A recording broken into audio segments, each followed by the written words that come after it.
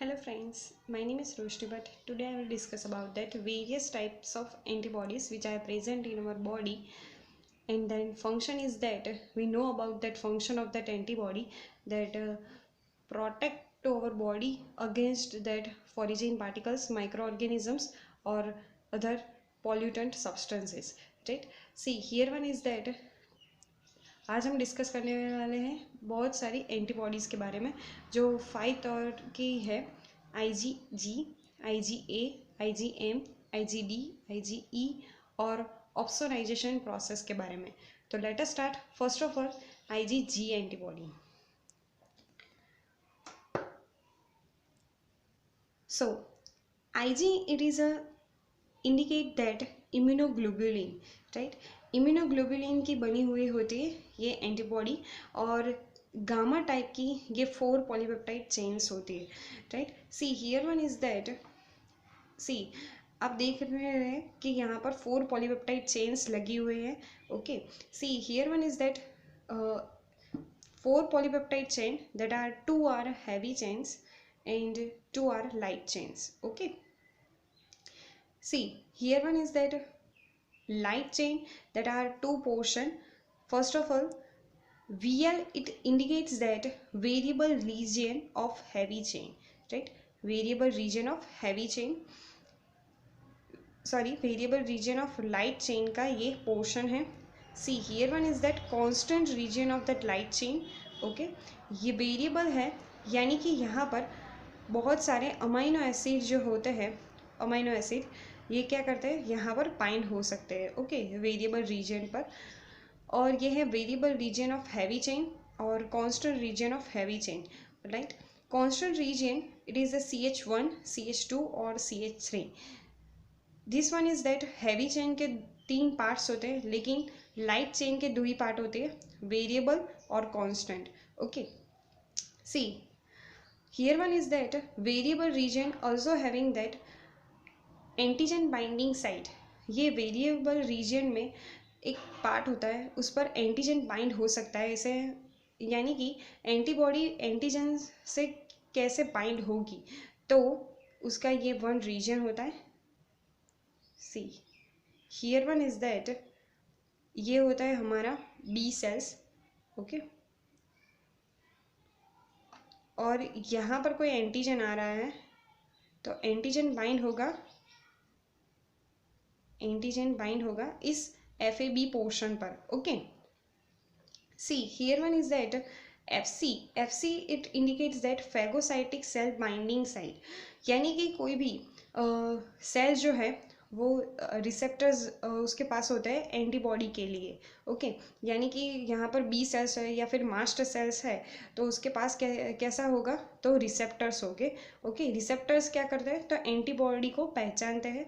Okay, और antibody को पहचान कर ये FC रीजियन से ये एंटीबॉडी मास्ट सेल से जॉइंट हो जाती है। ओके, और FAB से वो एंटीजन से जॉइंट होती है।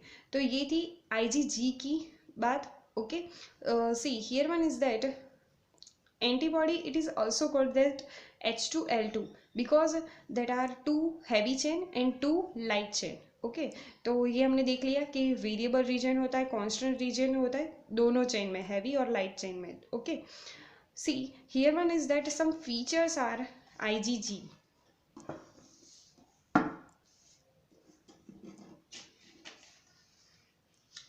See here one is that is a gamma chain, it is a in heavy chain। IgG, it is a 70% in the serum।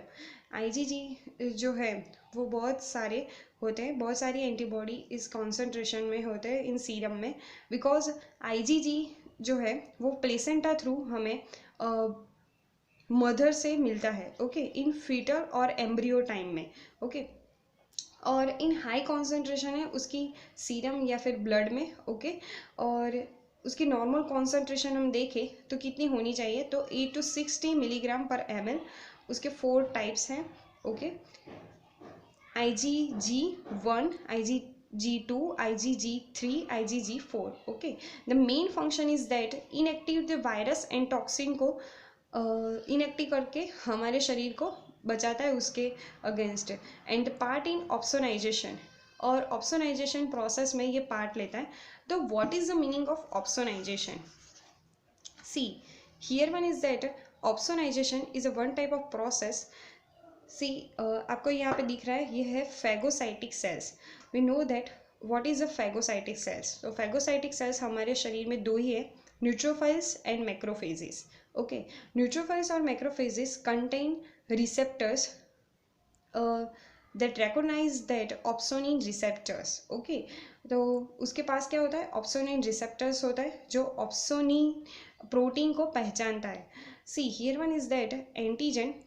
Antigen से हमारा जो ऑप्सोनिन है वो बहुत ही अच्छा प्रोटीन है, तो वो क्या करता है, ऑप्सोनिन एंटीजन से बाइंड हो जाता है। तो जितने ज़्यादा ऑप्सोनिन प्रोटीन एंटीजन से बाइंड हो गए उतनी ज़्यादा बाइंडिंग साइट फैगोसाइटिक सेल को मिलेगी। ओके, सी हियर वन मैं आपको क्या कर रही हूँ, यहाँ पर ऑप्सोनिन बाइंड हो गया है एंटीजन से, और फैगोसाइटिक सेल्स को ये पता चलता है बाय द साइटोकाइनिन्स सिक्रीशन, और दैट फैगोसाइटिक सेल्स एंटीजन से आकर जुड़ जाता है, और उसके साथ क्या होता है, तो रिसेप्टर्स तो होते ही है, और फैगोसाइटिक सेल्स का काम ही है कि एंटीजन्स को एंगल्फ करना। ओके, एंगल्फ करके उसका क्या कर देता है, तो डाइजेशन और किलिंग हो जाता है। तो ये थी process of that opsonization that increase the role of that phagocytosis. Phagocytosis process को बढ़ाने में ये ऑप्सोनाइजेशन प्रोसेस बहुत ज़्यादा हेल्पफुल है।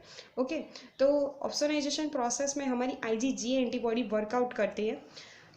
हमें याद रखना है कि ये हमें प्लेसेंटा थ्रू मिलती है। ओके, अब आगे देखें हम, तो IgG IgA एंटीबॉडी जो है वो क्या होती है, डाइमर के रूप में होती है, यानी कि जॉइनिंग चेन के रूप में होती है, राइट। फिर आगे देखें हम, तो IgM एंटीबॉडी जो फर्स्ट टाइम पेंटामर है, 5 एंटीबॉडी का संगम यहाँ पर हमें देखने को मिलता है by the help of disulphide bond. Okay, ये हमारे फर्स्ट टाइम हमारे शरीर में सीक्रीट होती है। सी here one is that IgD antibody, ये IgG जैसी ही होती है। ओके, और IgE एंटीबॉडी में ये फंक्शन है कि CH4 जो है constant region of that heavy chain यहाँ पर हमें देखने को मिलता है, और साथ ही साथ यहाँ पर जो हिंग रीजन है ये हमें दिखने को नहीं मिलेगा। सभी एंटीबॉडी में हिंग रीजन यहाँ पर आपको दिख रहा है वो होता है, लेकिन IgE एंटीबॉडी में हिंज रीजन नहीं होता। ओके, और ख़ास तौर पर यहाँ पर CH4 पार्ट हमें पाया जाता है।